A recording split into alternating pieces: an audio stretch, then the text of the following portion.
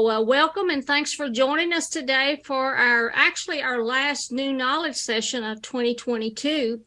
If this is your first time, this is a professional development workshop series that is focused on helping business owners and nonprofits and citizens learn new skills that are located not only in Washington County, but also around the Commonwealth. And my name is Sandy Ratliff. I'm one of the partners with Virginia Community Capital is my boss.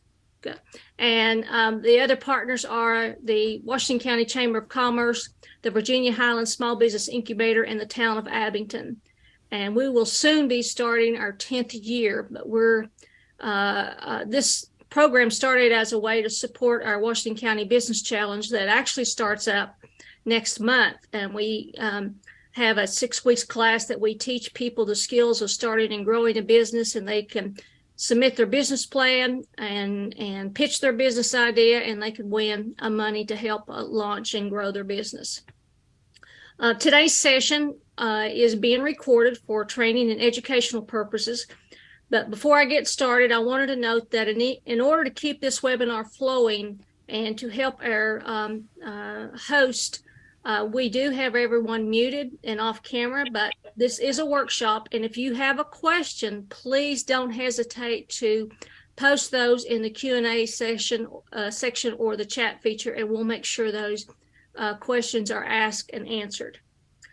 It is my great pleasure to introduce Carl Knoblock. Carl is the District Director of the Virginia Richmond Office for the U.S. Small Business Administration. And he's going to be walking us through and talking about sustainability and how you should look at this for the growth of your business going forward. Carl is not only a friend for businesses, but he's a friend of Southwest Virginia, and I consider him a friend. He has owned and operated businesses, so he knows all about what it takes to be successful and the struggles. How do you make payroll, make sure you get those taxes paid? So we're delighted to have Carl with us. So Carl, I'm going to turn it over to you, and just let me know if you need anything. Okay, sure will. Thank you so much, Sandy. I'm going to share my screen with you, and we'll get started. Did it come up, Sandy? Yes, you're good. All right. This is a topic that kind of started in about, everybody kind of heard this buzz, sustainability around 2019, really 2020, and this year especially focusing on with climate change things. But what does that really mean? And one of the things I want to point out is this actually started back in 2005, was when it was first brought out, focusing on environmental, social, and governance. And since 2019, it has just really exploded with growth. And right now, currently, if you look at the Fortune 500, 90% of them have some type of business sustainability plan. And the Russell 1000, which are smaller companies, growth companies, about 70% of them have some form of that. So these are things to be aware of. And the reason you say, well, why is that relevant to me? Because as the market grows and that future growth market, which is our Gen Zers and millennials, they're actually asking for this, demanding this. And right now they are roughly 54% of the population, only 42% of the budget, but within 15 years, they will be 70% of the budget. So companies need to start really taking this into account to get themselves prepared for what's coming down the pipe.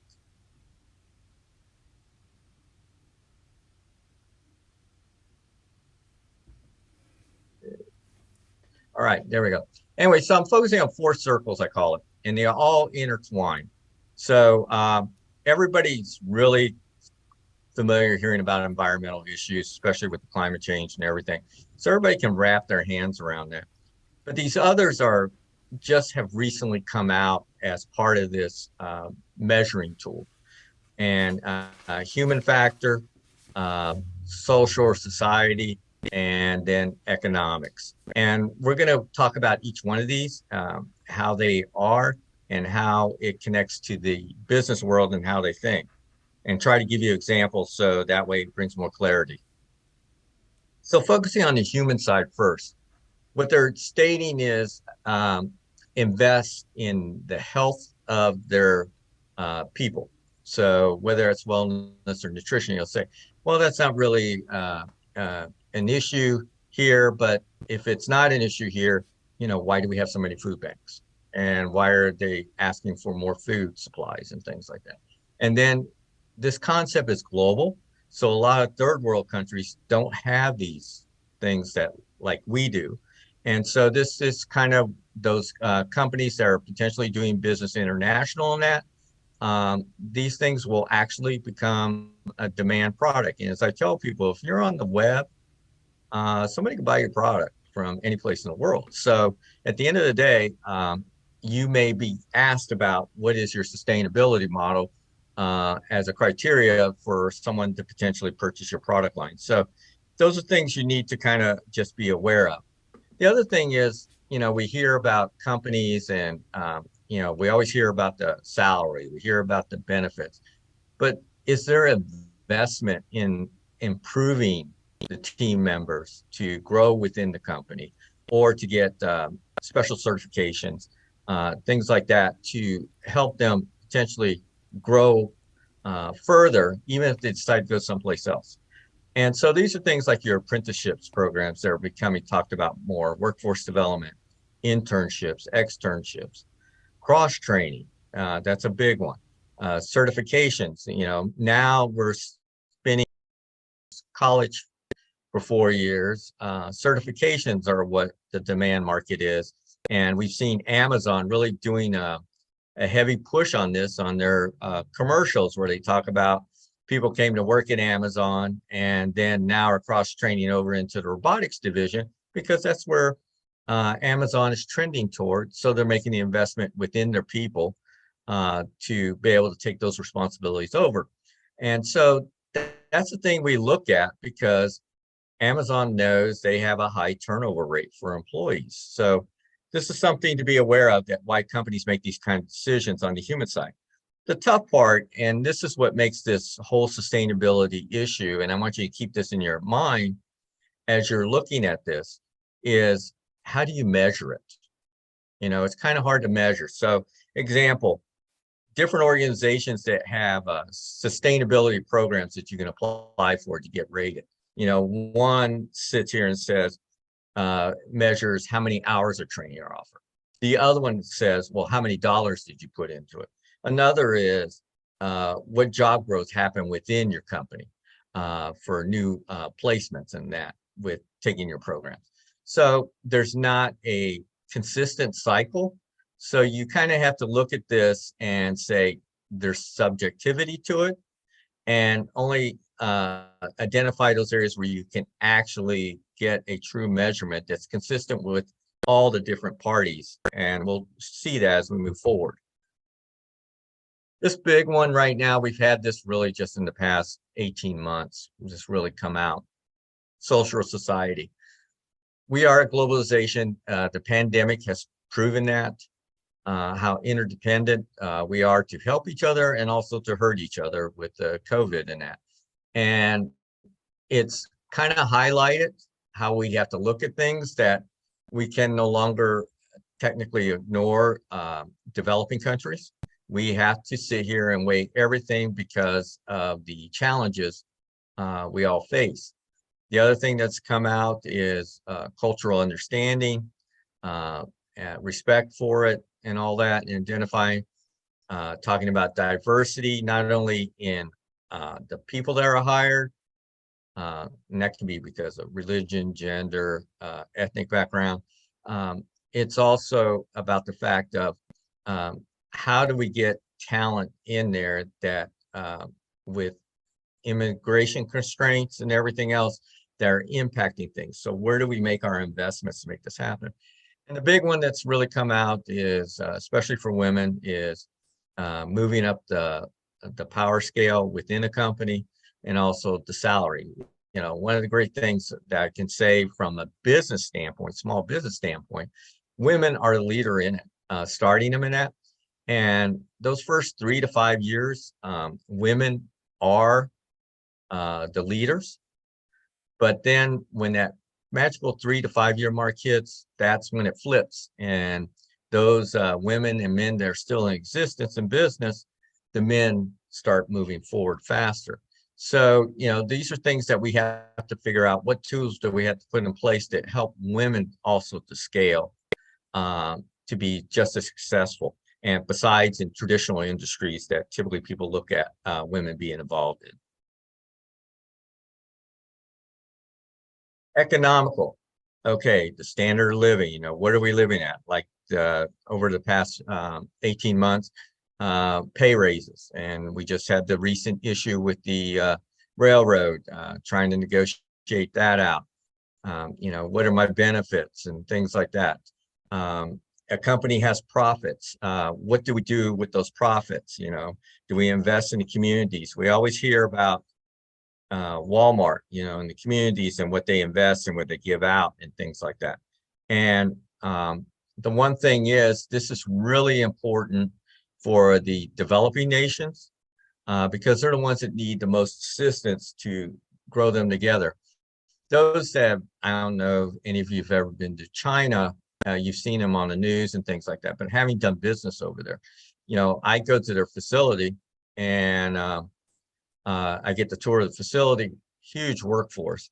And they basically lived on campus. Most of their workers were from the inner city of China, and their family members sent them there to get money that they could send back home. And they basically lived there, slept there, and everything else. So they were living in like dorm-like arrangements, and then working 12-hour shifts 6 days a week. So this is kind of how that model was. And the thing is, what is truly your standard of living? And we just saw recently with the COVID restrictions, people were leaving because they just could no longer live hostage to a particular area. And this is things we will hear more and more about, but this is really a big thing in the developing nations as we look at this. And then the one that's really we can measure and we can actually do things with, and we've been doing it for years, is environmental, where you can protect the land, air, water, minerals, atmosphere by processes you do and things like that. Preserve a particular area, like the big ones, wetlands, and with regulations that come out in that. And one that we're getting a lot of hard look at is new materials. So let me give you example. Hemp, we've heard talk about in the region recently with USDA approving it. Hemp's a great product for growing, especially in poor soils. And it can create stability of the soil, so there's not the runoff and things like that, and it grows back. So we can harvest it, do things with it that create new markets, but at the same time, it's preserving. So the thing is that with the new materials too, is like people talk about a cotton shirt, and I always say yes, but do you know what the actual process is to get the cotton shirt? And these are things people have to weigh at. They can't look at the end product.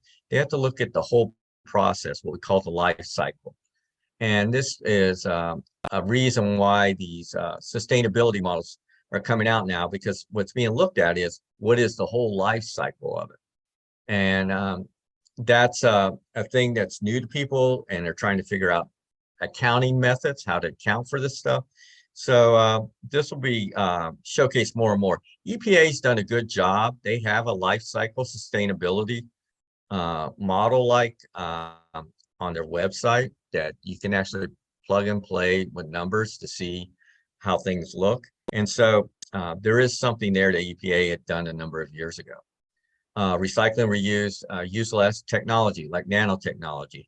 Think about it. If I can use only microns of the material versus milliliters of the material, it changes how far that product can go. what the extent is, and things like that. And then the one we hear every day continuously is energy. And everybody's competing energies, renewables versus the traditionals and things like that. And at the end of the day, it's, I always look at the fact that if all these resources had not been put here, it gives us the ability to use options to get to eventually where we want to get to. But know that in all likelihood, we're going to have these energies for a very long time, that they're going to have to work together to get to the success we're trying to attain to. So when we talk about business and their biggest concerns, the first thing they're always looking at is the bottom line: operational efficiency, lowering costs. They got to keep their stakeholders happy. And at the same time, they have to consumers that are challenging them, and they also have their employees. So they have these three major sectors going on, and they have to figure out, how do I maximize my profits, for a number of reasons. The one thing, for years, businesses rated themselves on reputation, by reputation. So many years ago, when Tylenol had the incident with their aspirin or their Tylenol being played with, sabotage, the leadership took the forefront, came out, and got huge comments about that proactiveness to keep people informed, no transparency, total transparency, stating things and all that. That's kind of what people are asking for with the sustainability model. Be open, share everything. Don't kind of only give us part of the story. You'll hear a term a lot with this called greenwashing, where basically they're giving you a green concept, but they're diluting it down with not so clear, as we call, facts, or it's very vague. Business goals, the mission or values, we're seeing companies literally changing their missions and things like that, how they're focusing on these different categories of sustainability, and also for diversity, equity, and inclusion. All these things are dynamic going on right now, that companies are trying to figure out, how do I wrap my arms around that? Because I have to measure it, because at the end of the day, if I can't measure it, how do I know I'm really improving? And am I really helping anything? And like I said, the environmental is the one that we have lots of history with, that we can actually do something with. But at the same time, the others, we have to kind of determine what can we actually measure and use those as our benchmarks for those areas. And then always, what are my new growth opportunities? Businesses every day are looking at themselves and saying, where's that next potential market? And a number of them are looking into new sectors versus staying in what they always did well. They're actually looking at with their operations and sitting here and saying, where else can I go? So I'll give you an example. In this region, coal, we have coal manufacturers, built machineries and things like that. But if you go look at their operation, they could literally cross over and start doing work for the Department of Defense and for the shipyards and things like that. They have the equipment, all they need is specs and the criteria, and they're able to do the work. So these are things that companies are looking at. Where can I branch myself off to? Offshore wind turbine projects and all those. It's not about building the product. And I try to tell everyone this, that's not where the growth market is. The growth market is in the operation and maintenance of that stuff. So to maintain it, think about it. When you're put out there in the ocean with salt hitting the blades all the time, plus where potential birds and things like that, it wears and tears, and they need work to be done to replace those parts. And they don't want new parts. If you can basically fix the old damaged part, that's more cost savings for them, better for the environment and everything else. So additive manufacturing is becoming a big tool to the future of how we do jobs in manufacturing. So these are things to think about as you look at your business concept. Moving beyond the business reputation, because that's what their true measure was for years. What's my profit and what's my business reputation. That's kind of what's taught. Now people are asking questions on the board, um, reducing my energy and water use, reducing my waste and emissions, um, managing a sustainability reputation so people know what I actually do. Regulatory constraints or opportunities, as we see with this administration, more regulations are coming out. And one thing is, okay, if it's constricting me as a business, how can I change myself so I am no longer in those constraints? And it may mean I may venture in a total new market to get away from that has a growth opportunity. Or I sit here and look at the regulatory constraint and see it as a potential opportunity by making some minor changes within my operation. And I come out moving ahead of all the other players. And one that we're seeing more and more discussion with companies is they're doing a lot more R&D resources, sustainable products, and they're really looking at what small businesses are doing because they're kind of the leader in this area. And so companies are looking at that and either providing funding assistance to eventually take over the product or basically subcontract to that company to do work with them. So these are things that are going on a daily basis. And so example, coal. And, after what do we do with it if we're not going to use it for energy? And yes, we still use it for steel. But what else can we use it for? Well, we can actually make graphite out of that. And people say, well, yeah. And what's the purpose? Well, one, it can be used as a catalyst in pharmaceuticals. Two, it can be used for putting on the cathode on batteries. Technology for the cars and things like that. Anything that's going to be running with a lithium battery setup in there. So there's a potential market. Can we make it work though with coal directly? Those are things you look at. Can we make nanotubes out of carbon to enhance other products and use less material in that? So these are things that are going on at this point in time. As examples that people are doing every day, how to make things more sustainable by using less instead of more through the process. So the sustainability integration. So this is how companies are trying to integrate, and kind of how you see this order. This is kind of how they're doing it. So missions and values. And we're seeing a lot of companies do that. They're putting out their mission and value statement. External communications of things they're doing. Trying to change a business culture, which, when you're small, you can do that fairly simply. When you're large, that takes effort and work. Operations, that means looking at your operations as a whole and how do I potentially change them?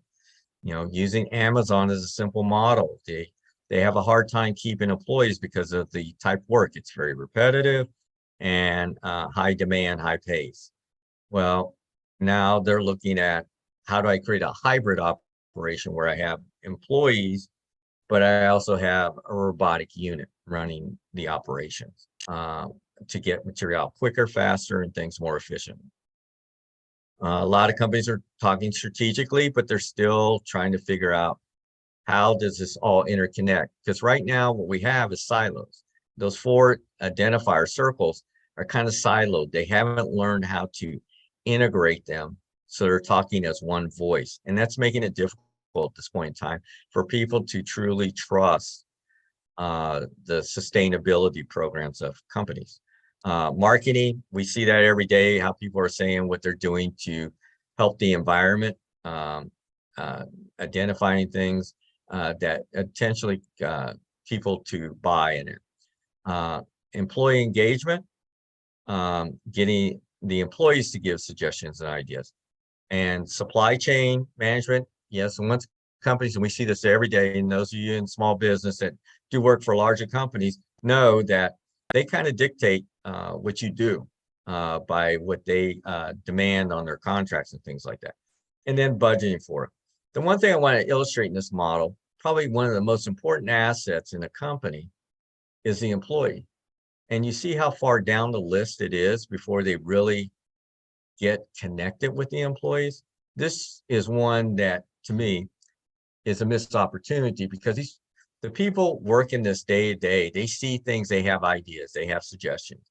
And at that point, let's look at those suggestions and actually then start doing these other things they're talking about. That will create future opportunities. That's what I did when I had my companies. I always ask my employees, I said, okay, this is what I'm looking to do. This is how I see a way to cut costs and also improve the environment. Give me your suggestions how you would do it. And it was amazing what they came up with. That if I didn't take the time, it would have took me much longer to get to where I needed to. I would spend a lot more money trying to hire consultants to do the work and things like that. So never lose sight that these are people that are really important to your business to help you scale as you move forward with this. This is the difficult part, capturing the sustainability value. There's the one side to measure growth is innovation, new products. What is actually coming out from your organization? Reaching new customers and markets. You know, the one thing that we've learned through the COVID crisis is e-commerce. And that's one of our biggest growth markets available to us. And I tell people, don't look at here domestically. It's a global concept. You know, when people say, well, you know, I'm not going to do it in another language and things like that. And I sit here and I tell people, I just ask them very simply, I said, how many countries speak British English in the world? And so I said, you already have a site that already connects to part of the world. I mean, you have the United Kingdom, you have Australia, you have certain countries in Africa. The thing is that they're available, and then a lot of countries, English is a second language. So British English is second language. So, you know, and one of your big growth sectors, India is British English. So this is things to understand that your next new customer may not be within our borders. It may be beyond that. So, but that's something, once again, that can be measured. Returns on capital, okay, green sales, marketing, you know, but they have to be true green sales and marketing. We'll talk about that a little bit further as we get on. The sustainable value chains, you know, who's supplying me? Are they supplying me properly? You know, am I getting the product I'm supposed to get? And that's the thing of having good checks and balances. And these are where companies are working on right now. So at the end of the day, if you give a weak ask, you'll get a weak return. You give a strong ask, you'll get a strong return. And I always tell people, take the time to put this together properly to get what you want. And then, as we talked about before, this typically the first place companies look to do is in their operations. How do I reduce issues but improve throughput? And that's one that lots of companies grasp their head around. But the one thing is they don't take advantage of the employees enough to deal with this. These first two are measurable. I can measure that information. The third one, risk management, regulatory management, that, you know, the regulations, the reputation management, you know, my company versus traditional versus now with sustainable. And then my operations, the risks I take with it. One of the things that I always remember is I was doing helping operation, and the CEO told me that their job was to make weapons and not worry about the environment. And then they realized what it was going to cost them to do the cleanup of because of their actions. And they realized how much that in fact impacted their bottom line, because if I got to put money to do all this major cleanup, that I really can't make that many more weapons because I can only make so many with the money I have. So I always tell people this is kind of the thing you have to look at when you're weighing your risk of your operation. What's the potential impact if you have to put things in place? I took over a company, and They had major violations of numerous things. And I literally had to look at things and how to decrease my risk of these operations that, yeah, they were making money, but the impact down the road was going to basically put the company out of business. So looking at how to change it and make that investment to sit there and make it a sustainable company that people will respect and want to work with. So as you look at this, and once again, that's a subjective area, so it makes it very difficult when you look at these type things. The gross sustainability value. So R&D resource sustainable products, we can measure that. Sustainability existing products to reach new customer markets, we can measure that. Track trends in sustainability, right now that's still subjective because we don't have the tools in place because this is all based on data analytics. And people are just starting to get involved in data analytics and starting to learn what the potential of it is to assist them and guide them who their customer is and what they have to do to meet that customer's needs. The return on capital, as we always talk about in business, you make an investment, what's the return on it? What's the ROI, and how long is it going to take me to get that ROI back? Higher prices or market share due to sustainable products. We've seen this where companies have sat here and said they've offered something that others aren't, and people have jumped on the bandwagon. One thing you're seeing now, which you never saw before, how everybody's saying what percentage of their bottles and everything have recycled plastic in it. Years ago, it was couldn't be any more than 25% because it couldn't get a good quality product. Today, we got bottles that say 100% recyclable. So when there's demand, people learn technologies and learn how to improve it. Employees that feel a company's being innovative and thinking outside the box have a tendency to stay with those companies because they want to be a part of that, especially if they're allowed to be a part of the ideas and contribute. So those are big selling points in this operation as we move forward. Manage the impact of products throughout the value chain. Once again, we can do that.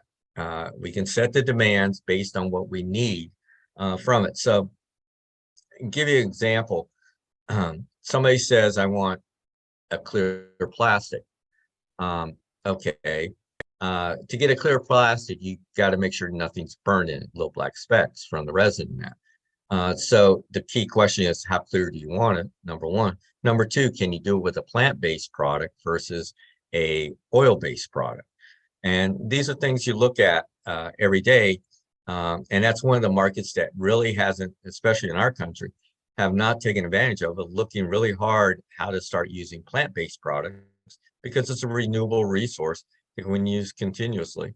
And it gives us really good opportunities to have companies higher up do change outs because we're offering them something that adds value to their chain and adds value to their sustainability program. And then once again, reducing wastewater use, energy use, those are things that we can measure all the time, and there's no problems with it. The thing is that this improved employee retention, this is probably one that people overlook. And I always tell people, if I can keep an employee, I save a lot of money because if I let an employee go, on average, statistically, it takes 18 months to basically get that employee to be as productive as the previous one, understanding the ins and outs of everything and all that. Well, that's an investment that you have to weigh every time you let a team member go. So these are things to think about as you move forward in your operations when you're thinking about sustainability. Risk management, once again, business reputation, but the big one right now is decreasing operational risk related to climate change. Everybody's talking about it, but people are using different measuring tools, so it makes it really hard to figure out what's right and what's wrong. And these are things that are coming up on a daily basis.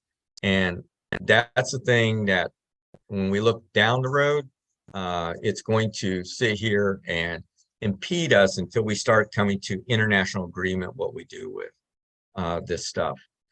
And then responding to regulatory constraints and opportunities. Right now, we're getting a bunch of that from this administration, and it's comment periods, and companies are bringing up concerns and challenges they would face to have to measure some of this stuff because it's just not there yet. And this is very subjective. So, and that's one of the things that the companies are trying to push back on. Our old accounting method was, what's my business reputation? Are the people liking me? That's all they really cared about, and what the costs are, so I can maximize my profits. This is the thing they looked at. So let's think about it. Those of you that remember Southwest Airlines years ago was always known for its customer service, how great it was and everything. And today we hear about them having challenges within their ranks because of leadership changes and things like that.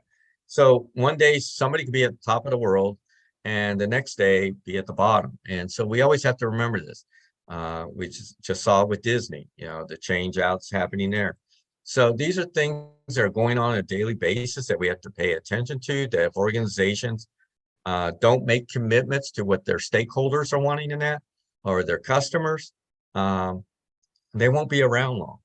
There'll be change outs happen, or the companies go out of business, especially small business.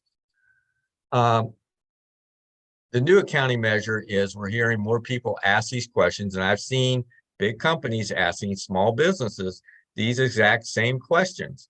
And this is a challenge that some of these small businesses are having challenges with because they don't really have the tools in place to measure this and truly understand the full impact, because there's a lot of different articles, but there's no clear direction. And that's where then you're asking the company to give you something.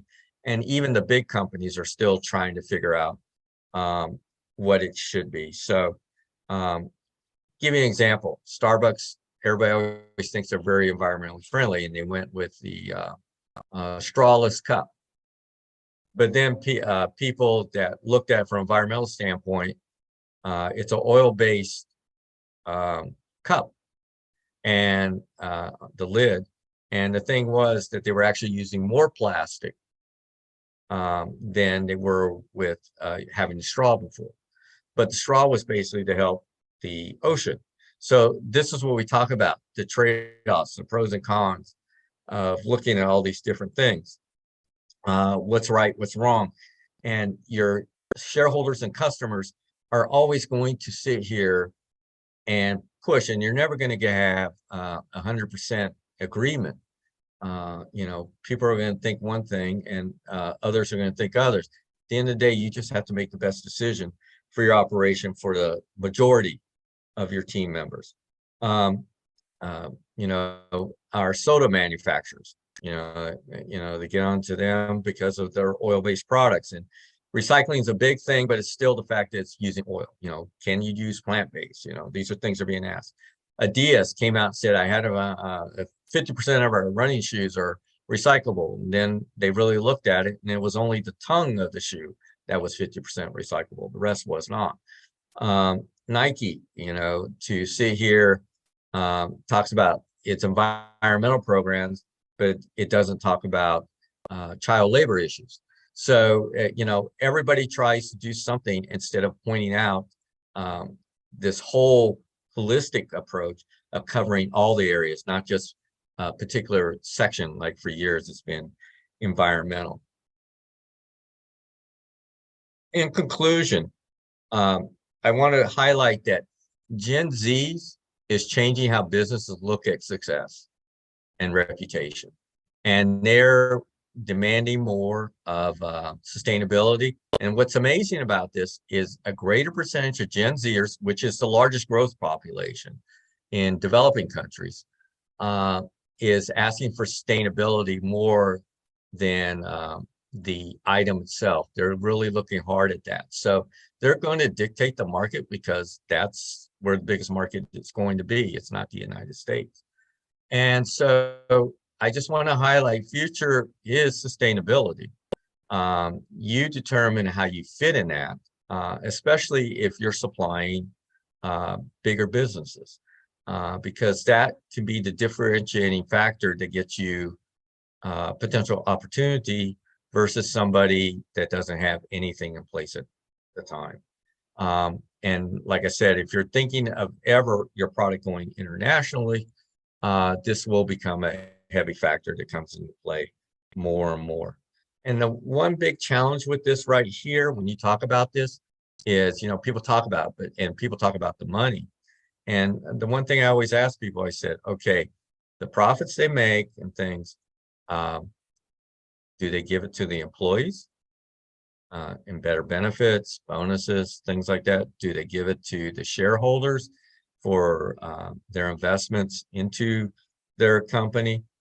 Do they give it to the community to it? Or do they give it to the environment? These are things that companies are having to do. Even the small ones are having to make these decisions now because at the end of the day, they realize to have something for our children in the future, I have to add something to this piece of the puzzle. I just can no longer look at my so-called reputation and how much profit did I make. So with that, I am done. And, if you get a chance, please give us feedback because we're wanting to know how we're doing so that we can start doing a better job for our customers, which are you. So I thank you very much for the time, and I'm open to any questions at this point. Yes, if you have questions for Carl, please post those in the Q&A. But I have a couple, Carl, if I may. Absolutely. Where can a business go to learn more about resources to learn more about sustainability and plans and that type of thing? Yeah, that's a really great question, Sandy, because it's so new. I mean, our small business development centers, which we have a number of them here in Southwest Virginia, have access to templates to assist with that.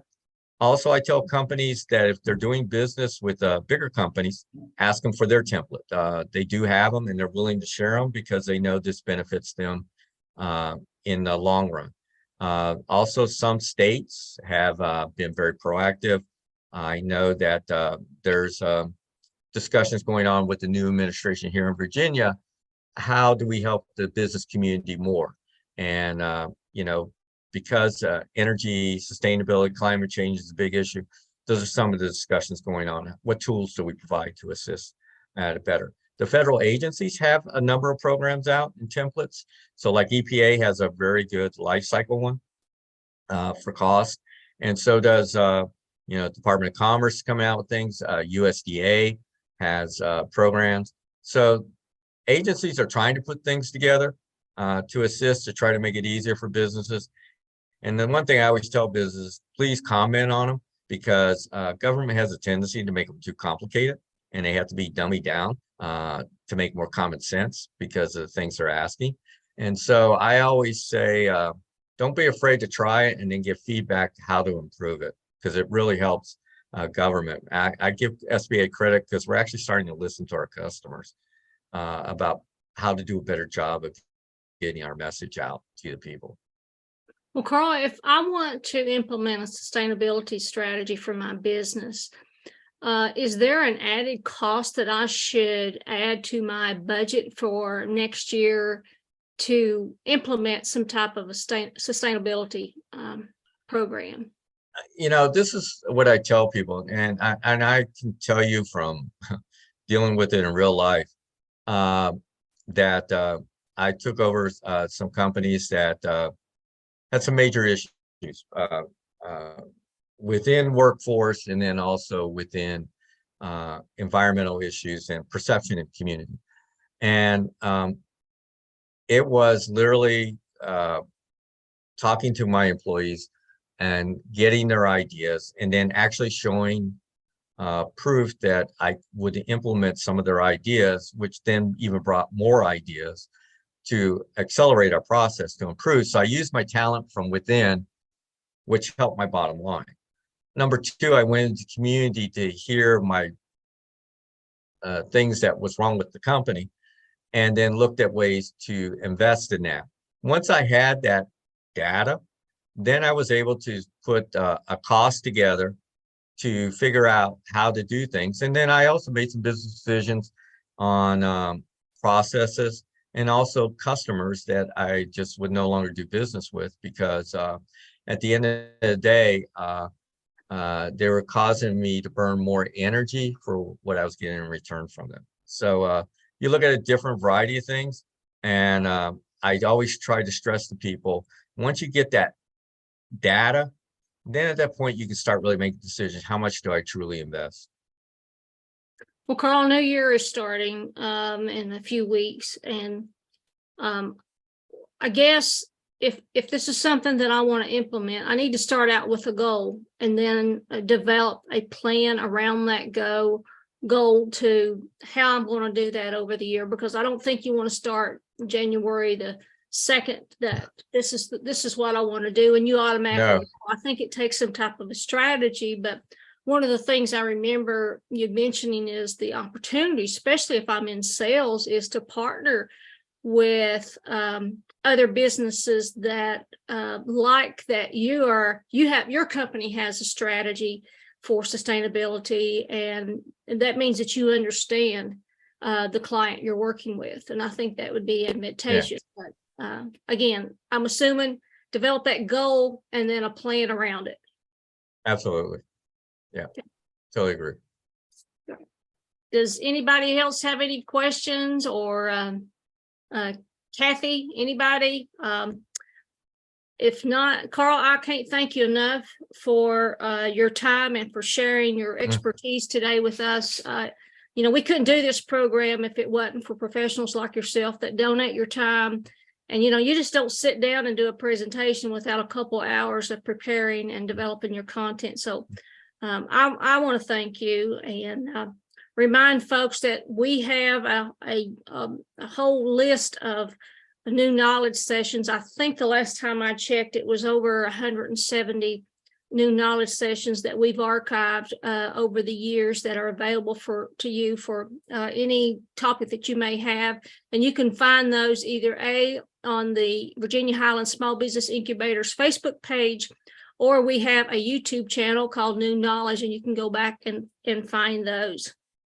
I do want to give a plug for our next new knowledge session, the first one of 2023. It'll take a while to get my checks signed completely correctly, but that'll be on January the 4th. And again, starting out the new year, it's all about planning. And Gary McGow with the Bristol Chambers Entrepreneur Center is going to be leading the discussion on developing a new business and expansion planning, and hope you can join us. And Kathy, do you have anything to add? I see you. No, except Merry Christmas and thank you, Carl. It's always good to see you. And I'm sorry we don't get to see more of you in person, but you always do a good job, and we appreciate all your help. Oh, thank you so much. It's great working with you guys. And for those that have viewed this, if you found benefit in this, share this video with some other business owners that can benefit from it. So, excuse me, with that said, I want to thank you again. Merry Christmas and all the best for a healthy and happy New Year. So, yes, same to all of you. Bye-bye. Bye-bye.